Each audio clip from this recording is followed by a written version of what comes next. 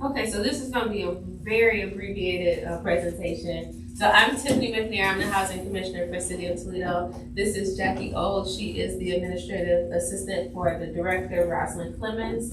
And we're going to go through this presentation quickly for you, but not too quickly. We wanna make sure you feel comfortable with the information that we are sharing with you and you feel good about sharing it with others and applying for the program. So the City of Toledo and Lucas County, we've received approximately $12 million in emergency rental assistance funds from the U.S. Treasury. This is not HUD money, which as we go through some of the program criteria, explains why there's more flexibility in how this money can be spent. It covers past due balances, current rent, security deposit for utilities or rent, future rent, utility assistance for electric, gas, and water, and also internet service. Eligible tenants are renters in Lucas County or the City of Toledo. They have a valid and current lease signed by both the landlord and tenant. There's a little line that we added in there to say that, or documentation establishing a rental relationship. We know sometimes if it's a long-term tenant, the lease may not be in existence anymore, or maybe there was just a verbal agreement. Those people, the landlord and tenant, can show us the rent ledger or the notice to vacate or rent receipts or a bill showing that this person has electric in their name, this person is the owner, and there is a rental relationship there. What about if the lease goes to month to month? That works too. Okay. That establishes that rental relationship. The household must demonstrate a loss of income due to COVID-19, and it's a really simple way in the system that they do that. They do not need to get a third-party verification. They can self-attest that they have it, and in this system, it's just simply checking off that they have a COVID-19 impact, why, loss of job, reduction in hours, a family member passed away or was in the hospital, COVID's a long list. They check that and then they electronically sign that attestation and also offer a brief explanation. Here are the current income limits. These income limits will change June 1st, and we have that all ready to go within Neighborly to be able to make sure that people are at or below 80%. And that is the last bullet there. The application process right now, we are only open for landlord initiated applications, and that is for 2 weeks. That means the landlord can go in and enter in their own information, enter in all of their tenant information, and then the system will send an invite to the tenant saying, hey, your name's in here, go ahead and finish up what it is you want to do. I would say like the best thing about the landlord initiating the application is it upfront shows that the landlord is participating and the landlord will get that check directly. Another difference with the Treasury money, and I'll point this out now, and why I say that, the Treasury money versus HUD money. Treasury money HUD money required that the landlord participated. If the landlord did not participate, the tenant could not get the assistance. This Treasury money says, landlord, you are welcome to initiate the application. If the tenant, when we get to the 27th, if they initiate it and they invite you, and you do not participate, guess where that check goes? Directly to your tenant. Wow. So your tenant could owe you $7,000 and they applied and they qualified, but the landlord's like, I'm not gonna be bothered with that. You get the money, you go through the process, and then when you get the check, pay me. I think so far that hasn't worked. I was gonna say for the vast majority of people, I believe in the good of people. They will probably do that because they appreciate the landlord letting them stay, but there's a small faction of folks that say thank you for $7,000. The landlord, sayonara. Yeah. See you later. So it's important that the landlord participates in this so they can get that money, whether it's for their rent or for their water bill, to be able to get their business back on its feet or stabilize their business. So here is the application process when the landlord initiates the application. The landlord, of course, initiates the application. There are only 4 steps for the landlord portion of this application. A tenant is sent an invite through Neighborly. which they can go through and finish up their side of the application. And then it goes directly to eligibility determination. This is all done electronically, so you don't have to wait for somebody to pick up papers off their desk, move it down the hall to another desk, take it upstairs to finance to get paid. After that, we do our internal process, believe it or not, the city, well, I'll say this, Department of Neighborhoods Housing Division has found a way to streamline the payment process with the finance department. Oh, okay. So that is also done electronically, where we submit the documentation and they just cut the check to the landlord. So here, the main difference that I just want to point out is that, of course, the tenant starts, the landlord gets the invite on that end. But when we go through and get to number 6, the check is sent to either the landlord or the tenant, because if the landlord doesn't participate, landlord is taking a huge gamble that this tenant is going to get the check and pay them their rent and not just go ahead and leave. And say bye-bye. Yes. So if the tenant happens to initiate it and then call us, Yes. and we go ahead and apply, who gets the check? You get the check. Okay. As long as you participate. You don't have to be the first, okay. Right, you don't have to initiate it first, you have to just participate. So if you initiate, that right there is like, that is the participation right there. If you get the invite and you complete your portion, that's your participation check, goes directly to the landlord. So how to apply, the applications will be accepted using Neighborly software. This is helping us streamline this process even more. It helps that each side, landlord and tenant, can log in and see what the status is of the application, if it is under review, if it is pending additional information from the tenant to get an idea of what's going on. The good thing is that because these applications are evaluated on a tenant by tenant basis, if you have one tenant that is moving through faster and completed the application, the check will be paid for that tenant. The landlord will not have to have all of the tenants either, complete or not complete their portion before they start getting paid for their tenants. If you have 1, 2, 3 tenants that are moving, and you have 5, 6, 7, 8 that are kind of straggling, we'll be sending out the check for those that are moving through the process. The portal is at toledo.oh.gov/renters. And this is, if you just put Toledo, Ohio rental assistance, you will get somewhere here. And it simply says apply now. And you click that button.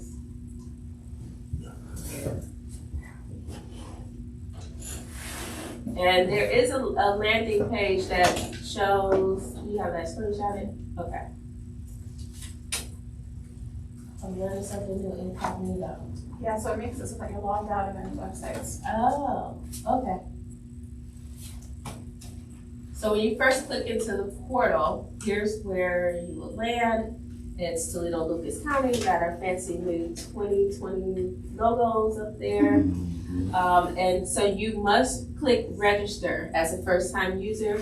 I would write down my password somewhere, or use a password you'll remember. It's an easy registration, email address, confirmation of email address, first name, last name, the password, re-enter the password. Neighborly will then send you an email to confirm that you received it. This little spinning book right here is the language selection. It is a built-in translator in the system. So if you or your tenants have preferred language that is not English, or English is the second language, they can just click that box and the entire application portal translates for them. And on our end, when we get it back in, it's still in English so we can read it, but that is so it is accessible to anyone that has English as a second language, or they prefer a different language when they're filling out certain paperwork. But that's the initial landing page. So once you get all registered in there, and then confirm your email, you come back and you sign in. We'll go to this page where it says welcome. And if you could close it, yeah. Right now, because we're in the 2-week window for landlords, you see there's only the landlord rental assistance where you can click here to start a new application. And it says select this option if you are a landlord. So you select that option to start a new application. and put in a name, or we see who we are today. Fred Flintstone. No worries. Yeah, I got lots of things out of it. okay. So the first step is real easy. It just says application. There's nothing there for you to do but click to continue. It tells you if you have questions, where to call and where to email. So this is the program overview. It outlines what the eligibility criteria is for the tenant, what the eligibility criteria is for the landlord. And it tells you if you have signed up for this and you don't see a neighborly email here and there, check your spam. We talk about the assistance that we are providing, must be able to provide a fully executed lease or agreement where the lease is in the applicant's name and the applicant is responsible for monthly rents. That's for the tenant. But again, we are going to update that to say other documentation that is evidence of a rental relationship. We have the income limits here based on the household size. It is important on the tenant side, and I'm just, if you all work directly with some of your tenants, that they enter everyone in the household. So we had a couple in our mortgage assistance program that they have children, but when they filled out the application, they just put the mom and dad, the two adults in the household on their application. Well, with mom and dad, they were making, I want to say, $54,000 a year between the two of them. So the system said, you're over income. So we called them, our team called them, because I remember, and the guy had put on the front of his lease that he had children in the household, and said, add your kids, because when you add your kids, it ensures that the system is saying there's 4 people in the household, and this is what their income limit is. So once he did that, he was able to get approved for $16,000 in mortgage assistance. Gee, according to that, I qualify. Yeah, and that's all you need though.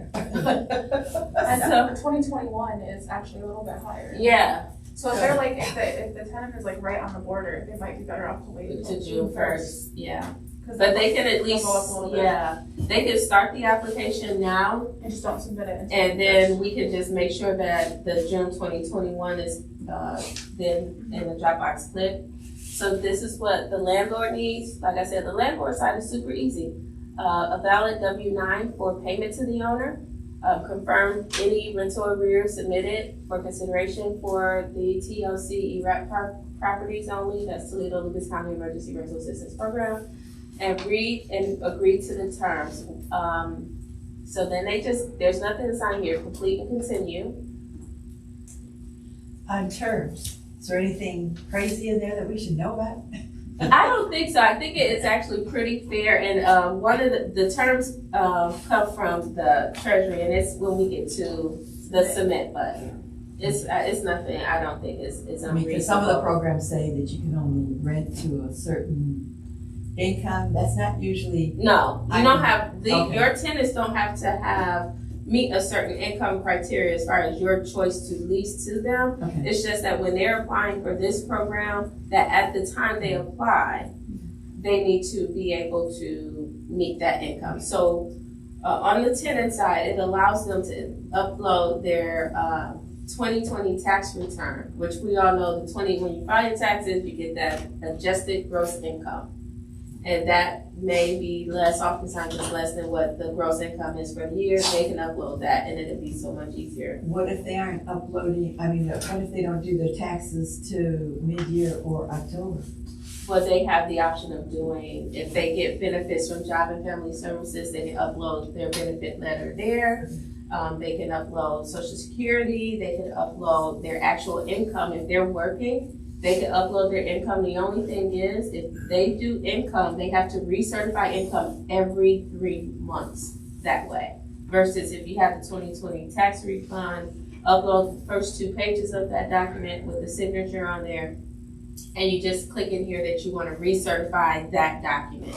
Don't have to go and get those pay stubs or other third-party verifications. Even if you get an extension on your taxes, that's still okay? They can get an extension, but they'll need to upload something for income. Yeah. And you mentioned, I don't know if you really meant it, but you mentioned tax refund. I mean, tax return, the document, the 1040. Not the refund, not the refund. Like I say, I've got a The refund since 1980. The actual tax, the 1040, that's what I mean, thank you. It's the 1040. So this is where the landlord information is entered. Fred Flintstone lives at 1 Government Center in the basement. Enter in the telephone number, email address, because remember this is all electronic, so we need email addresses to send even the approval letters out to notices to know, let people know what they're doing.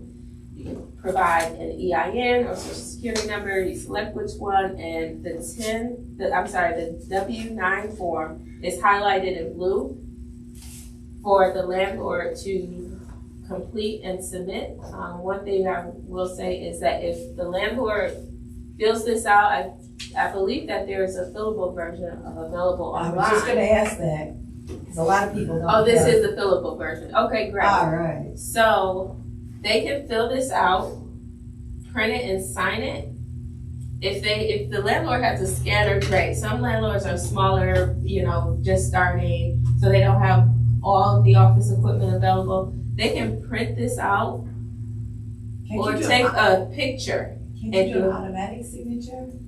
Can you do that on there? Yeah, if you can fill it in, it seems like it would let you. I don't know that it has a. It's on the front page. It would be on the first page. It would have to be set up for Signatures in the electronic. middle. Yeah. right I don't there. think the IRS sets it up for, You Yeah, got like You have to set it up for electronic to do Yeah. that. If it's not, then So no. now you gotta print it and. Yeah, and if they wanted to, because the system is technologically just very friendly, they could print that off and take a picture of it with their signature and upload it from their smart device, a tablet or a desktop, however they need to do it.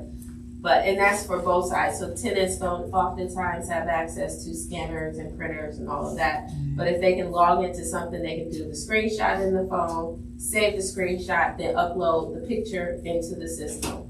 Do you know how to do that from the phone? All right, you got a teacher. So anywhere where there's a required document, Neighborly will not allow you to hit complete and continue. It will let you save, but you won't be able to complete and continue. What you want to be able to do, be able to submit the actual landlord initiated application. however, if you are missing information, like let's say that you wanted to fill out the application, but you don't have a printer with you, so you couldn't upload this. If you click save, you won't have to re-enter everything. So when you log back in, you just have to go in and upload whatever you were missing and then click continue. At any point in the application, you can just click save.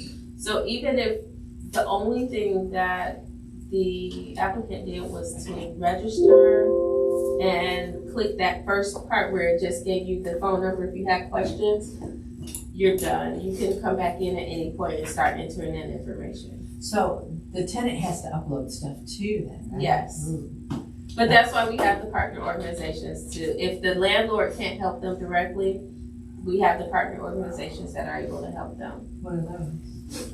That's NeighborWorks, Toledo Region, Lutheran Social Services, and Pathway. They can go there to upload documents? They can go there, but they don't need to go anywhere to upload a document if they have a smartphone. They can, I can take a picture of that, save it, go into my smartphone to Neighborly, and just click upload from my phone and upload it there. Okay. If they don't need to go to the third party partner, they don't have to. I mean, it's almost like if you have a teenager, you have a built-in tech support in your home. So I this go is- find a 9-year-old. to yeah, do it just for tell me. them here, this is what I need you to do, and then they'll be like, oh my God, you couldn't do that? Like, yeah. So, she's just uploaded the file. You wanna make sure that you add your preferred mailing address if it's not the same as your landlord or the address on your W-9, because this is the address that you will get the check sent to. Yes, So it's actually a physical check that's mailed out? yes. That's, okay. Yes. So here is where the tenant information is entered by the landlord. If it is a smaller landlord, they can just click add tenants, and a small box comes up, they put the first name, last name. Again, you need an email address, your tenant should want to, What if you don't use email? then you need to sign up for an email, because you will not be able to use this portal. They can't use checks? No, you have to have an email. We'll get you an email, Dave. But I the, got one. the, I don't wanna use it. Tenants don't. the partner organization, this is what I tell people all the time, when it's like, oh, I don't have email, use email, you got Facebook? Yeah? No. No, not you all, but like people can tell me, like, yeah, well then you have email, because you have to have email for, you're signed up for your Facebook, so let's figure out what your email address is. I'm not trying to be your friend, just trying to get you through, through this application process. Right. So this is filled out here. The actual contract rent amount must be entered because the tenant is allowed to apply for future rent. So we need to know what that future rent is. The past due amount and then the amount in late fees, because you can get your late fees paid too. We're not asking that you waive those. So that is one way of putting in tenant information. The other way is if you have more than 10 or you just don't want to do those individually, you click here, which is highlighted in blue, to get access to a spreadsheet, a fillable spreadsheet. And again, this is something you download and save. So let's say you start off and you get 15 tenants one day, you're going to do the other 30 the next day. You can save this and work on that and just save that portion of the application until you get it filled. So once this is filled out and Jackie has it saved, and if she were to click upload, the spreadsheet, the Excel sheet, will start to enter the information and show as it did for the first tenant that she did. Thought about quite a bit on So, this. yeah, so it goes through and it will have each tenant just lined up down there just like that. Something that's super, super, super important is that we will need an individual lease agreement or proof of rental relationship and the rent ledger for each tenant. We don't want a master rent ledger that lists everyone, because maybe not all of the tenants need assistance, and we also want to be able to process those tenants that are moving faster through the system. So if there was just one master rent ledger uploaded, someone will have to take the time to go through and look and see where that tenant is, how much they owe, and make sure that it's true and accurate. Black out the other tenant information, because that shouldn't be there available for each applicant to see for other folks, and that is required. So once that is uploaded, landlord moves on to the next step. And these are the terms and conditions, and we still have to get that Florida out of there. But it's all right here. It's only 4 boxes. I would say probably the thing that is most important is that under bullet 2, under box 1, box 2. It says that the landlord agrees not to pursue eviction while receiving the rental assistance program payments for the months for which the payments were awarded on behalf of the tenant. So, For non-payment of rent. yes. Okay. So if the tenant got payments for November 2020 up through April of 2021, the landlord is not going to say, well, you owe me all of this, I'm going to get you out. I got the money, but I still want you out. Then the landlord, and we'll update this with the Treasury guidance that I read yesterday, it will say that the landlord agrees not to evict for at least 30 to 90 days. I think we're going to put in there at least 30, because I know that's what Toledo Municipal Court is if you accept any payment, you cannot evict for at least 30 days. So we'll make it compliant with what our local law is. That's a new one to me. 30 days? If you take a partial payment. Yeah, that's what it used to Well, if be. you take When a I used- partial payment after the 3-day notice, but if you take it before the 3 and then don't pay the rest, then you do have to give them a new 3-day notice. Okay, well, when I was doing property management, probably I just didn't understand it right. But if I took a payment, I just didn't evict them for at least 30 days, because also, I wouldn't, Yeah, I'm usually only you're gonna take a waiting. partial payment because I didn't wanna get myself in that crazy the loop where they're submitting something. But yeah, we're just gonna say for at least 30 days. Okay. So then Fred Stone does his electronic signature here. All And then he right, so types there is in an the date. electronic signature. Just for that purpose, not for the federal document, the W-9, Gotcha, so. okay. He will sign and click. Now submit is highlighted because Fred has done everything he needed to do on his side. Complete and submit. So that is submitted. The portal will send the tenant the information saying, hey, you've been invited to the Toledo Lucas County Emergency Rental Assistance Portal to fill out an application. And they will register and they will log in, and there are 13 steps for the tenant to complete.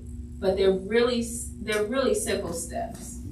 It's more for the tenant to complete because the tenant actually has to show proof that they're eligible for the program, not the landlord. The landlord doesn't have to prove the tenant is eligible, the tenant does, because they are actually the beneficiary of the program, not the landlord. The landlord is the third party that is taking the money on behalf of them. So that is that portion of that. How would you do it differently if it was for the water bills? Let's, can we show really quickly, Yeah, I'm just trying to get it up. the tenant portal will show you how the tenant will enter in the information to apply for utilities. So that's left up to their side.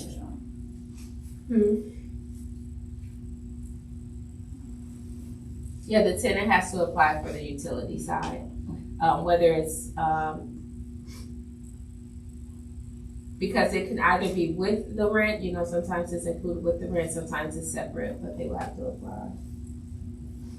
If it's included with the rent, like it says, the landlord is responsible for the gas and the water, they can't apply separately for utilities. They can only apply for it all as rent because it was included in the rent that they were being charged. So we'll go to, and they put in the household information, their income, and then click save and complete, or complete and continue. So we're just gonna hop right on down to the utility assistance requested. And here's where they go. So we have DPU, City of Toledo DPU, Columbia Gas, and Toledo Edison in there now. But if there's another provider, they just click other, and we'll go ahead and they'll enter the information as far as, and if you click other on one of those, Jackie, I just want to show them what that looks like so they can tell their tenant. You notice if you click other, you have to enter in, it doesn't have the addresses on there? Yeah. Okay, so So if it wasn't here, Columbia Gas. yeah, if it wasn't Columbia Gas, they would actually have to put in the address and all of that. But we already have that entered in for the ones that we know are typically found in Toledo and Lucas County. So they would go ahead and they will, if they click yes, they're applying for utility assistance, then they enter for each month the amount that they are applying for. If it's water, obviously we know that the water here is in the landlord's name. The landlord should provide them with the most recent statement because it is required to be uploaded. Only the most recent statement, not past statements, not each statement for each month that they are asking for, just the most recent statement. And they will put in there what they are applying for, and they will click continue and save. And when we send out the checks, whether it be to Columbia Gas, Toledo Edison, or DPU, those checks will go straight to those utility providers. Oh, excellent. Yeah, because their addresses are entered in there, so that's it. So everything is pretty, it's taken care of, and it's super, as much as we can automate it, we did.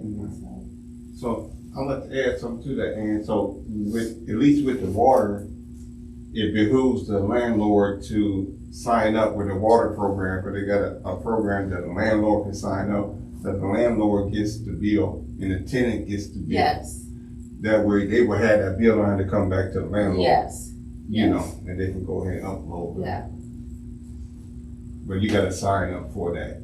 yeah. So in order to get this benefit, does the tenant have to be in a deficit? No, you can get current and future. So Current and if future. it's a current bill, let's say your tenant has been able to maintain the water because maybe it's just 2 people in the household, so it's about $60-$70 every month. But they've been able to pay that, and they have the current deal with the current bill with the current amount due. They can upload that statement and say we want to pay the current amount, and when the new bill comes out, they can ask for that.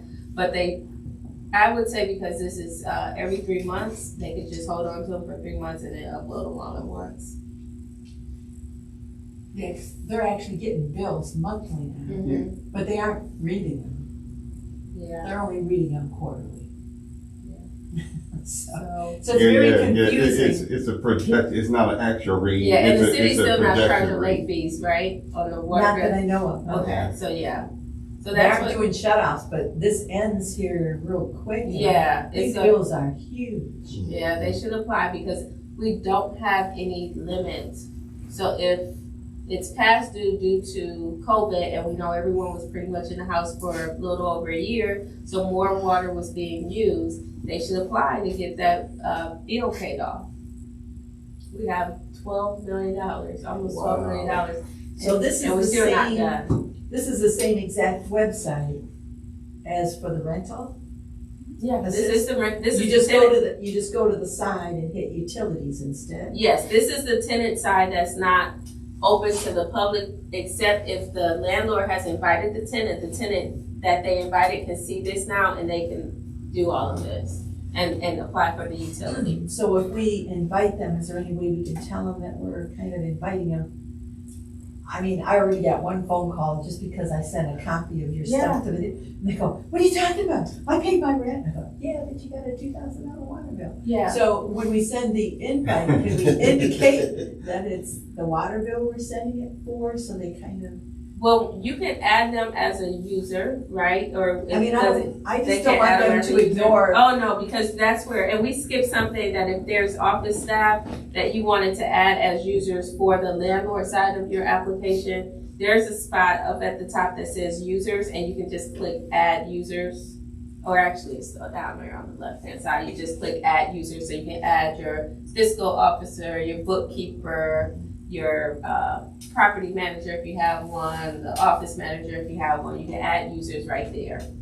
And It'll look different. it'll look different because this is the tenant side, so we have roles for the tenant side. And then this is the email that if you don't participate and your tenant starts the application, this is essentially what will be sent. The email is sent from Neighborly, it's not sent from your tenant, and it's sent by a staff person, so your tenant isn't responsible, so you don't have to worry about the tenant just forgetting to email you or anything like that. It's generated by our system. Right. And actually, it doesn't come from, the invite comes from Neighborly. Yeah. So the tenant should be talking to the landlord and say, I'm applying for this program. And they can mail this check directly to you for the rent and the water or natural gas if you participate. Otherwise, the check comes to me and I might bounce. Hopefully they don't. But that's the incentive of the landlord participating. I have one more thing I wanted to share. I can't think of what it is now.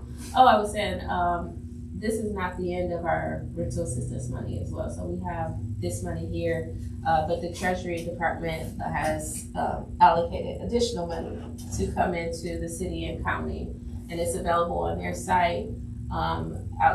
And I'll just say it because it's available. You can go to the Treasury site and see ERA2. The city is getting $6.4 more million, and the county is getting a little over 3.6. So outside of the nearly 12 million we got, we are going to probably get another approximately $10 million to help with these families. So with the combined two programs, ERA2, Emergency Rental Assistance 2, and ERA1, Emergency Rental Assistance 1, the tenant can get up to 18 months of assistance, which is huge. It's something that everybody can rest peacefully on, knowing that, you know, I went in with this tenant for, you know, this first round, got 12 months. We're going to go through the second round, and I know I got another 6 months. So It's definitely worth participating in and seeing how things go. These partner agencies and along with our intake specialists at the city, they are there to provide technical assistance. You're having trouble, you don't need to necessarily do a face-to-face meeting because it's all online. You can call in, say, here's my case number as a landlord, you have a case number as a landlord. They can log in real time and look at the screen as you are looking at the screen to assist you through whatever it is you need them to assist you through. If there was something that you entered incorrectly, like you transposed numbers on your EIN, you can just have them reopen that portion of the application for you, resubmit it, and then click save and continue and complete, so your application is now available for review. Any of these numbers? Any of those numbers. You don't have to go to any one in particular. We are not directing anyone to anyone. It's just kind of hard to get through. Well, I was gonna say, if you're a landlord and you just want kind of some technical assistance, call the city number, 245-1435. That's our EMAP and ERAP number. These agencies, I see them being more involved when it comes to helping the tenants. And they are going to, I got some community outreach. And it was just like, oh, you emailed these people. Like, I don't think they know what I'm talking about when I say community outreach, like go out into the community. So there will be community outreach events where they actually come from behind their desk, go out into the community. For our mortgage assistance program, emergency mortgage assistance program, we had our staff go to the area libraries and offer their help to the homeowners that either didn't know the computer that well, needed to have something scanned. They were just there to help them to complete their application. These folks will be doing that too. I don't think that they fully understood what I was saying, but I'm expecting them to get out because some tenants, they don't have transportation, or they're limited with their ability to travel in certain areas and certain places. So I want them out with the people that need the help, saying we're here, not just, sitting back waiting for someone to call or show up at their place of business. That really does us no good. I'm kind of finding too that maybe one of their kids in the house might have a smartphone, but the older people don't necessarily. Yeah, so the kid could do it, and they could use the kid's email address. If they have an adult child, but I don't think they inherently know that. Yeah. So They don't know why their phone doesn't work, they just, Yeah. So there's help there if they need it, whether it's in-house or they need to contact the city. If it's someone contacts us and they say they need help as a tenant going through the entire application and they're having trouble, we'll tell them they can go to one of these agencies and get the help that they need. And if they don't have an email address, they'll help them get set up with an Yes. email address and provide them with the password and where to log in and stuff like that too. Okay, what if the tenant has moved out because they couldn't pay the rent? They still owe a couple, 3, 4, 5 months rent. Can they still apply? No, because they have effectively ended that rental relationship. If they have left the premises, they're done. So they should, if they can, on both sides, if the landlord can stick it out for a couple of more weeks, if the tenant can stick it out for a couple of more weeks, just stay there. Yeah, but if And they're then- out already, why? Yeah. Yeah. So how long does the process take from beginning to end? It depends on, the first part depends on the participation of landlord and tenant in completing the application. So if they do that, we are actually going to be running checks every day. So however long it takes for the U.S. Postal Service to get the mail That's a sent week. out, I would say if you have everything in and we're going through every day, I would say maybe 10 business days, I think, 10 to 14. This, Yeah. this post office here, just so you know, is running 21 days now. Oh my God. If you look at the postage, because we have tenants call all the time and say, I put it in the mail, Mhm. and you kind of take that with a grain of salt. Right. Because you hear it a lot, but then they show up and they actually did Yeah. almost 3 weeks ago, So just keep that in mind too. Mhm. It's going to Cleveland now, isn't it? I think It goes Yeah. where, To Detroit. Fine, Let's The go back problem to is, Detroit now. Yeah. It's all over. It's whoever will take it. Detroit quit taking it, so it went to Mark Romney's for a while, and then they quit taking it, so it went to Cleveland for a while. It's because they kind of do ours last because they're It's busy. not a priority. They're busy themselves. Yeah, Columbus to here is a day, Toledo to here is 2 days. That makes a lot of sense. Yeah, you drive. Yeah. I actually am telling tenants to, if they're dropping it off at the post office here on Tremainsville, anyhow, that just tell them to put it in the P.O. box instead of putting it in the mail. I mean, they've already paid for the stamp and everything, so Right. why would they care? Yeah. I got one dropping off 2 water bills today, and she goes, "Oh, I'll just drop it off at Tremainsville because I'll put it in your P.O. box." But you better ask them Yeah. to do that, because they don't, then, it just gets tossed in. Right. No. Again, Toledo.oh.gov/renters, and those are our dates. And the email address is renters@toledo.oh.gov. This lovely lady here gets those emails, and she's jotting on the spot when they come in, reading them, asking if she needs assistance with formulating a response, getting that done and sent back.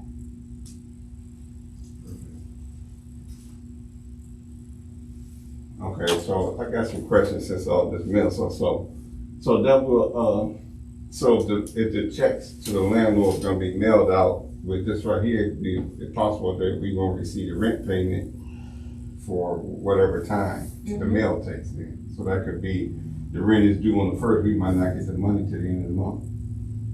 So is there a That's portal? out of our hands. or- Okay, I just said that's a possibility. What we're saying is You'll know that the approval came through. You'll know that it was approved for that amount. Yeah. You'll I'm get just saying, notification. human nature, as soon as you send this out to your tenants, as soon as they get the notice, they quit paying rent. I mean, if they're already paying a little something or anything, water, whatever, they will quit paying. For getting assistance? Yeah. They don't need to. If they qualify for the program, they are eligible to just have the system pay the rent. They don't. But you don't know. They that don't need to be You don't delinquent. know that they qualify till they go through the whole thing, though, but I'm just saying. Oh, and you're saying when they start the application, they'll say, "Well, I'll wait. I'm not gonna pay rent because I might get this day." Yeah, so. Yeah. So. So the ones that need help but are still paying something, you kind of gotta, I don't know, send a notice out to them saying, Yeah. this has to be finished within 24 hours or Yeah, something. and just let them know, like, do not assume that you are going to get this assistance. That's You it, should yeah. continue to pay your rent until you get notification that an award has been granted.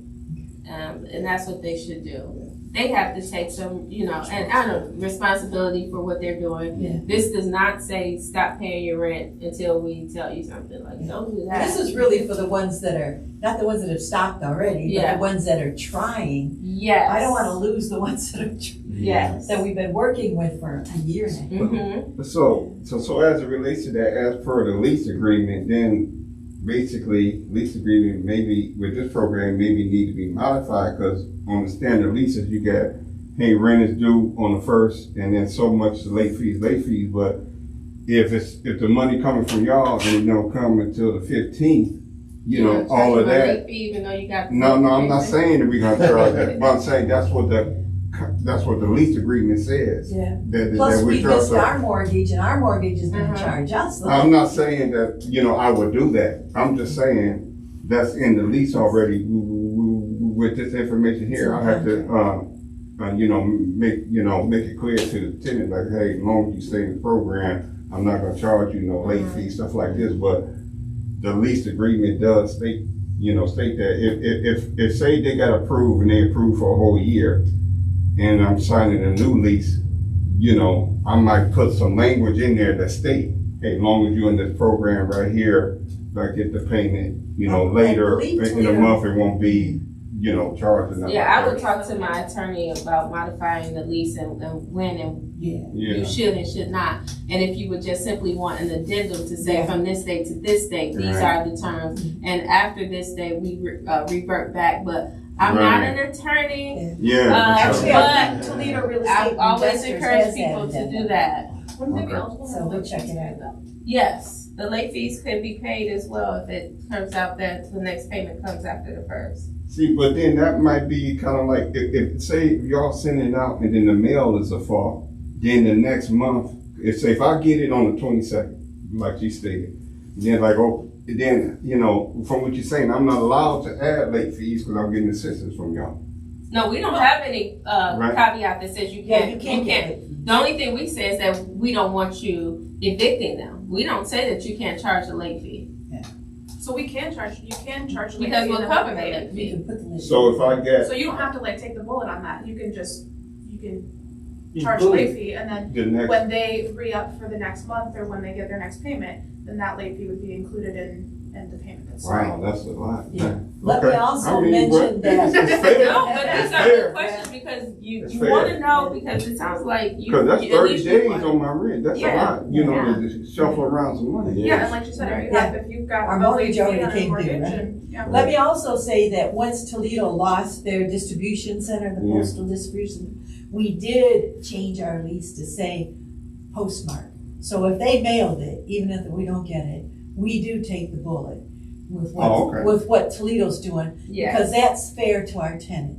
Now, if they bought the money order or whatever and didn't post it for a month, right. then that's their problem. That's, Right. that's You know, or a exactly week right. or whatever. So we Okay, do that's take fair. the post date. Yeah, I understand. That's, because that Okay. was kind of a, That's just a courtesy. that was a meeting in the middle. yeah. So we pay the late fees at that point for the mortgage, but not, that way that if the tenant got it in good faith, then we accept post dates. It's actually in the lease. And I don't know if a mortgage company will work with a landlord on an investment property if they could provide them documentation saying the tenant is paying this, and if they will be willing, the lender, to waive a late fee, they may charge the landlord, knowing that this money is federal money Yeah. that is, you know, working its way through the system to Right. get things paid. Maybe I'm too old, but I don't think we have any local mortgages anyhow. I don't, No, I don't don't, see out of that we have 75. anybody So home it's anymore. been, yeah, sold and sold and sold. Yeah. And you're basically getting some sort of a conglomerate management company that Okay. they use that just sends the bills out. Yeah. There's not really anybody to talk to. That's what's so frustrating and why we're very careful to, at one point, you waited so long. If you know you've got your final notice that they're gonna close the house down, you really just have to cut loose and go Mhm. at that point and go get a loan to pay Mhm. the past payments that haven't been paid, or lose the house, because you've got no control when they come out and lock those doors on the tenant. Right. And the bank's gotta go through such a big process to try to get it, that might be a couple months right there, 'cause Our short like you sales said now before, are it goes 2 from years. yes to yes to yes. Right. Especially in those banks, you Yeah. never know where it's at. Then you call and they're like, "Oh, we haven't heard of that." You're not even talking to the same person, or the same Nobody, the department right hand's twice. doing what the left hand's doing. It's kind of crazy. So, Good so, question. so I have another question too. So, are y'all in partnership with the city of Toledo or Department of Neighborhoods, whatever? Cause I had called to get some preliminary information because I knew the Right. bill was gonna come out. City, you know, And I called, Department of Neighborhood. I called City of Toledo So we Department are of who you Neighborhood. are talking That's What about. number did Yeah. you call? I did a 1400 number. Yeah, and they said, well, I don't know no information about this. Who are giving you this information? I never was told nothing. Don't call here. Look on channel 13 That's news. par for the course. It was an operator for the, you know, she picked it up all the time in the And phone. she may not, she was still working out of the office, and that is up to the commissioner that supervises that, Yeah. that person probably has not updated her to what the program is, but you have the number now, Okay, that's, 1435. I just want to be clear. So I ain't gonna call the other number because, you know, because I figured, because I was confused as a landlord, like I see the mayor, I see Toledo, Mhm. Toledo. I wonder See, at how many Toledo, I called calls down there came and she kind of let me know, oh, who gave you this information? I'm like, I just heard it from a meeting. Well, Yeah. let me call, she's gonna call you, you know, the president, like, hey, who giving you this information Uh-huh. to call me? Yeah. I'm like, hold on, They lady. just don't pass So we'll it. make sure that she's updated, because that was just maybe, The lack of communication.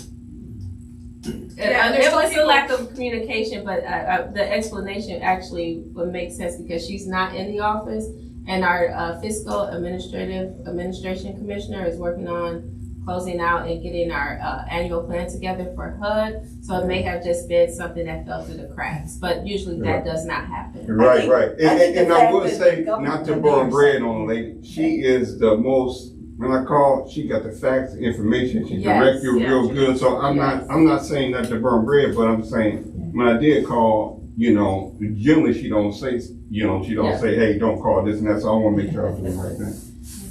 Yeah, I think maybe we could find out possibly if you did get, when the mayor comes out and talks Yeah, on 6 o'clock news, people hear that, so I'm wondering how things, maybe if people called very next morning before it debuted.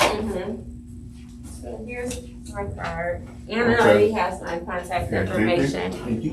Here you go, sir. Awesome. There you Thank you. So we thank you for your time this morning. Any additional questions you have, you can call or email me. You can email renters@toledo.wage.gov, or you can dial 1435, and we are happy to assist with you and your tenants. Awesome.